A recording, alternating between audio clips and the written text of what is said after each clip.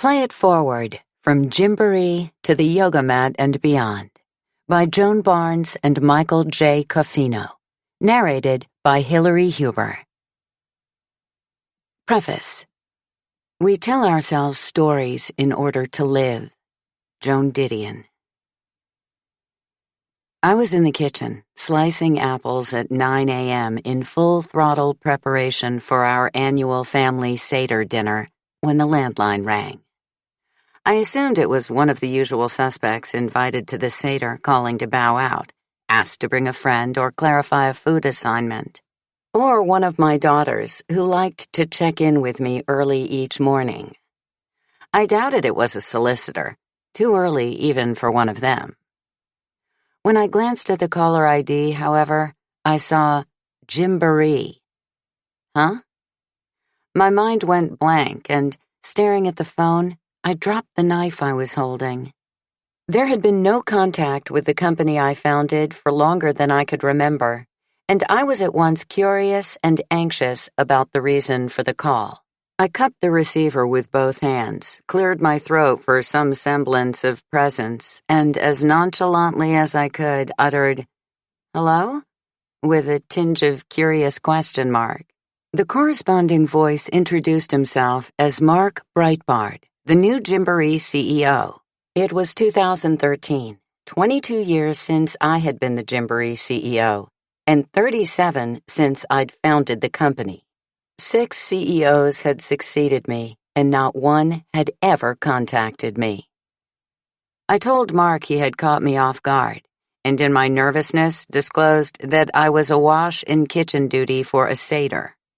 He chuckled warmly and proceeded to delight me with an account of his own upcoming Seder, from which I also learned that we were neighbors in Mill Valley, in Marin County, California, who lived only 2 minutes away from each other. These coincidences and personal tidbits dissolved my initial apprehension, replaced by easy conversational flow and a comfortable connection. Mark told me he wanted to understand the company's heritage better and honor its legacy. He hoped I would make time to meet so he could learn more about me, about the inspiration that spawned the business, and about how we built an international powerhouse from humble beginnings. He was hungry to know about the early years, our reason for expanding beyond the play program to retail, and much more. He added that, in addition to meeting with him, he hoped I would spend time with his management team and even speak to the entire company. As the new steward of Gymboree, he felt strongly that bringing the founder home and instilling the history of the company in the entire staff were imperatives. We agreed to meet soon for breakfast. When the call ended, I paused to allow this unanticipated encounter to settle. Seder preparation could simmer on the back burner for a few minutes. I was transported back to the Gymboree adrenaline rush days, when the thrill of the entrepreneurial ride had hooked me. I visualized in rapid succession various images from a time gone by. Attentive teachers overseeing giggly toddlers running from activity to activity, stacks of signature colorful playware perched on bleacher-like shelves at retail stores, and a collage of the beautiful and loyal colleagues with whom I had shared this major part of my life. I felt a smile spread over my face, and my heartbeat speed up.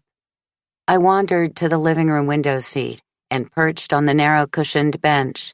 Then something stopped me short. All of a sudden, I was not sure, frankly, what I was feeling. While happy to hear from Gymboree, I was reminded of the sense of slight I'd felt when no prior CEO had contacted me for so long. I became uneasy about the possibility that these and more unresolved feelings would surface from my Gymboree departure. I wondered whether a reconnection to Gymboree would enhance my life, or be no more than a passing event, or drag me back to a time that I had left far behind. I realized I couldn't afford the time right now to drill down any deeper. Seder dinner preparation took precedence, and this unplanned turn of events would have to wait. By next afternoon, my focus shifted to the upcoming meeting with Mark.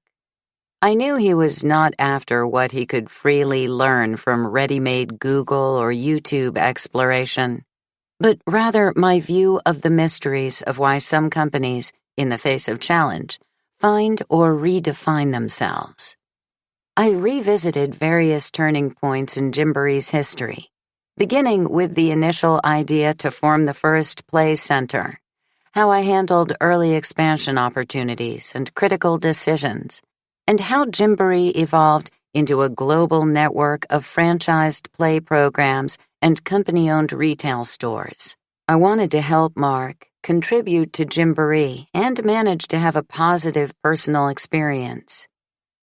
As it turned out, the breakfast went well. We bounced from subject to subject seamlessly, just as we had on our initial call. Mark showed genuine curiosity, and he asked questions like a seasoned journalist. I sensed he was focused on how to thread the company's heritage into the future he was leading it toward. I felt excited for Gymboree. Mark invited me to join him and his management team at a business retreat in Napa in a few weeks. I agreed to join them for lunch and prepared diligently for the meeting, poring over my records and contacting former colleagues to ask questions and obtain additional documents, including press clippings and archival materials. Lacking a given agenda, I didn't know what they would ask or what I was expected to say. I wanted to be prepared for almost anything and meet expectations, whatever they were. The self-induced research project fueled an even deeper and more powerful journey into the past. As I traveled back in time, I realized how vast my knowledge was about starting and building a business. More so, I saw in vivid detail how my incredible Gymboree voyage had propelled me down a bump-filled road that, in the end, exposed me to myself in ways that yielded deep self-awareness.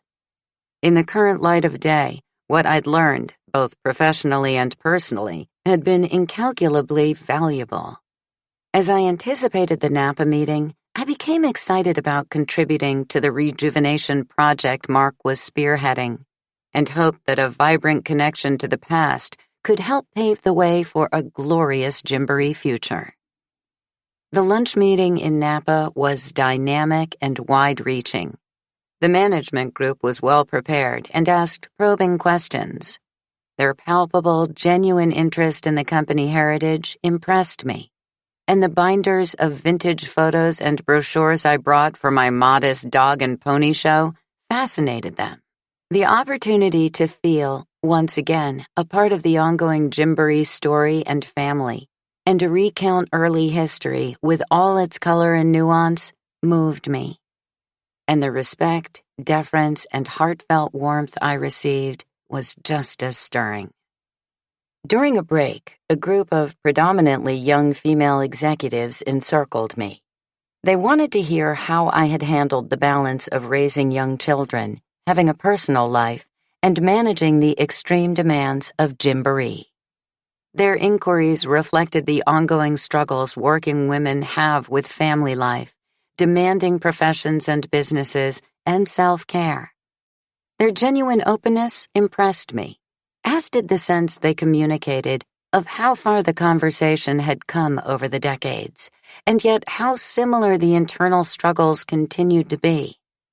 Noting that this was not an ideal circumstance for a forum on this weighty topic, and not wanting to be glib, I briefly touched on how vitally important it is for each woman to find answers that are right for her, and to be wary of external pressures and expectations that could throw them off course and wreak havoc with their attempts to stay true to their core selves.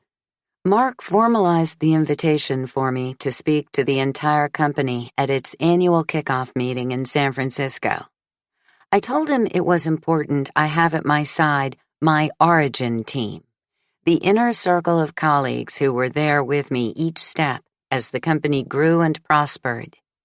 I explained that we had run the business as a team, and any such reconnection in front of the company would not ring true without them.